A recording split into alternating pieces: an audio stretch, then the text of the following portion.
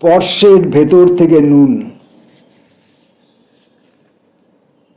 এর ভেতর ঢুকছি আমরা এবং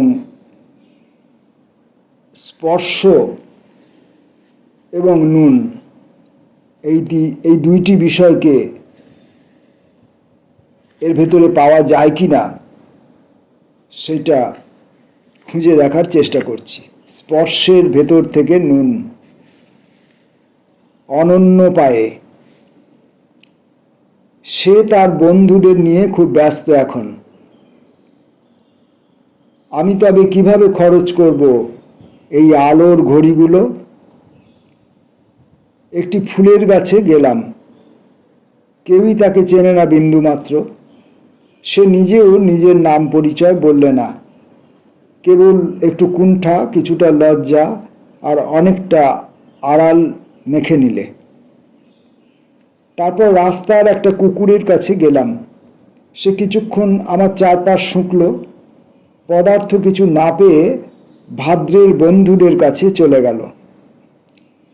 বাকি যা পাথর, পাটকেল, খণ্ডহর ছিল তাদের কারোরই আজ রবিবার নয়, পরে আসতে বলল। খানিকটা ঘুম ছিল ঘরের ভেতর, সে আমাকে করুণা দেখালো।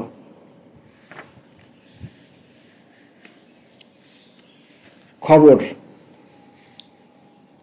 রাজারহাট থেকে বেলঘরিয়া এক্সপ্রেস হয়ে নিয়মিত আসা যাওয়া করছি টানা 10 বছর। এটা কোনো বিশেষ খবর নয়, লেখার আয়তন বৃদ্ধি করার জন্য লেখা। ওই রাস্তার পাশে যে রাস্তার কথা বললাম, সেরামিকের টব, ফুলদানি, বিভিন্ন মূর্তি এবং আরও কত কিছু। পৃথিবীর অধিকাংশ জিনিসেরই নাম জানি না, বিক্রি করে কয়েক দল মানুষ। এটাও কোনো বিশেষ খবর নয়, কারণ যাওয়া আসা করার সময় প্রত্যেকেই সেটা দেখতে পায়। দেশের বহু অংশের মতো সেখানেও বর্ষা আসে অবিবেচকের মতো। গ্রীষ্মের সূর্য হাফ সেঞ্চুরির হুমকি দেয়, আর মানুষের মতো দেখতে কিছু প্যারাসাইট মাঝে মাঝে ওদের উপার্জনের ভাগ নিতে আসে। এটাও বিশেষ কোনো খবর নয়। আর কিছু দূর এগিয়েই আমরা একটা 6 লেনের অহংকারী রাস্তায় উঠে পড়ি। আর কিছু দূর এগিয়েই আমরা একটা 6 লেনের অহংকারী রাস্তায় উঠে পড়ি। হয়তো এটুকুই খবর। স্মার্টফোন। আমার সমস্ত কবিতাই মিউট হয়ে গেছে। এখানে টগর গাছ আছে যেভাবে সে ছিল এতদিন। এ মাটির চাষিরা যারা এতদিন শুধু ধান, পাট, আলু এইসব চাষ করত, তারা এবছর কেবল বাদাম চাষ করেছে, ফসলের তোয়াক্কা না করেই। এখন আর কেউ লাইক করে না। তার মুখ দেখে মুগ্ধ হয়েছে বলে আর কোনো মুখ দেখবে না তেমন আহাম্মকও নেই। অধ্যাপকরা বলছেন সেটিংসে গিয়ে দেখুন, কোথাও কোনো দরজা বন্ধ হয়ে গেছে হয়তো। আমি যে কবিতায় দরজা, জানলা এসব কিছুই রাখিনি, তাদের জানার এবং মানার কথা নয়। কেউ কেউ মাঝে মধ্যে সুইচ অফ করে রাখার পরামর্শও দেয়।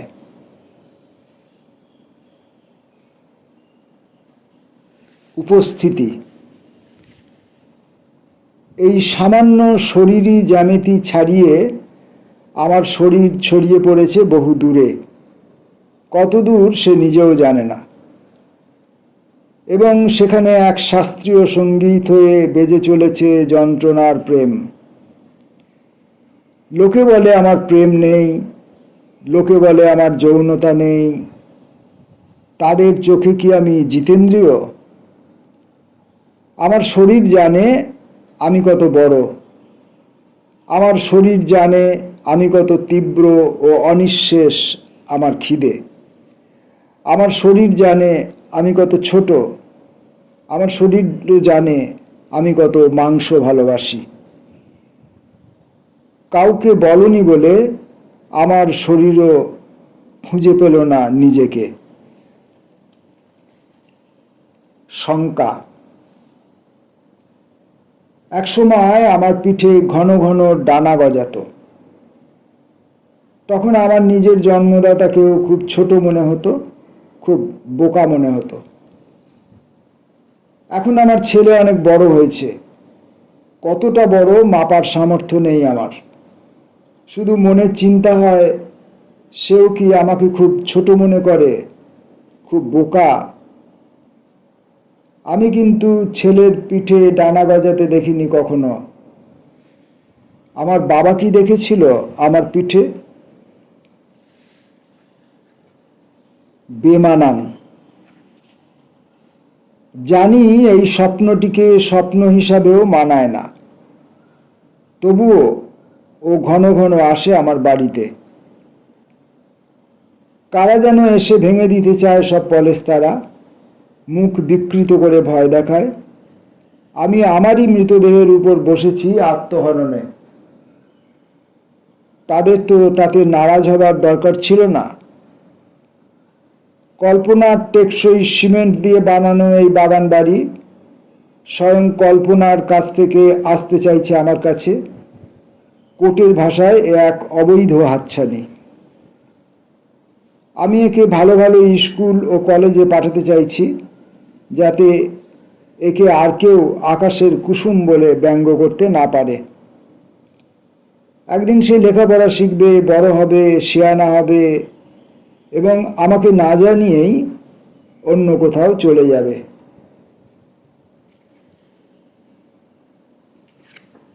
স্পর্শের ভেতর থেকে নুন খুঁজছি আমরা। পরের অন্বেষণটির নাম ছত্রাক।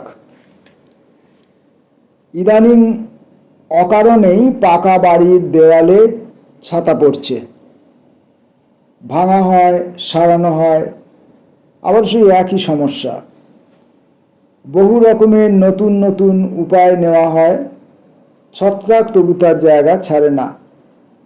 অবশেষে রঙিন টাইলস এনে চাপা দেওয়া হয়। চাপা দেওয়া সেই দেওয়ালের দিকে তাকিয়ে তাকিয়ে টাইলসের গায়ে রং দেখি, ছবি দেখি। দেখতে দেখতে একদিন চোখে পড়ে সব চাপা ঠেলে আরো উপরের দিকে এপাশে ওপাশে উঁকি মারছে ছত্রাকের অজেয় নকশা। পথ নেই, ঘরও নেই। তুমি রয়েছো পথিমধ্যে, আমার জন্যে আজ আর কোনো পথ নেই। গলিপথ, মেঠোপথ, পিচ রাস্তা ছড়িয়ে ছিটিয়ে চারদিকে। আমাকে চেনে না কেউ। বড় রাস্তা, ডাবলওয়ে, হাইওয়ের 6 লেন, কম বেশি দাম্ভিক সবাই, কাছে যেতে ভয় হয়। ঘরের কোনায় আছি, তার দেওয়ালও ভেঙে পড়ছে, খসে পড়ছে ছাদ। আত্মগোপন বলতে এইটুকুই। একটা বিষাক্ত উদ্বাস্তু সাপ সেখানে আশ্রয় চাইছে এখন। বেরিয়ে যেতে বলছে ফোঁস ফোঁস করে। যাব কোথায়?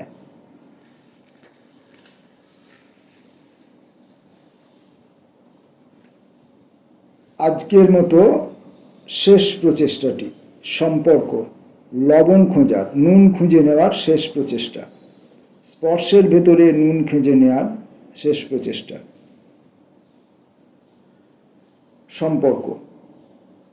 তোমাদের কথা যে আমার ভাবনার মধ্যে নেই এমন ভেবো না।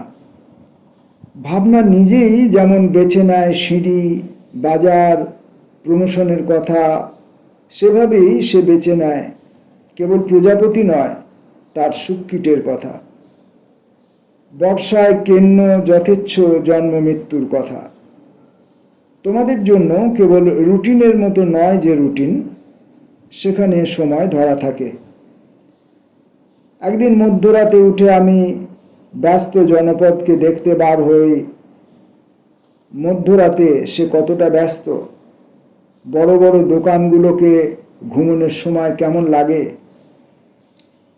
তোমাদের জন্য ফাঁকা রেখেছি বেশ কিছু পাতা, যাতে নিজেদের মতো করে লিখে নিতে পারো তোমাদের গ্রহ উপগ্রহের কথা। স্পর্শের ভেতর থেকে নুন খুঁজে নেওয়ার চেষ্টা আজ এই পর্যন্ত। নমস্কার।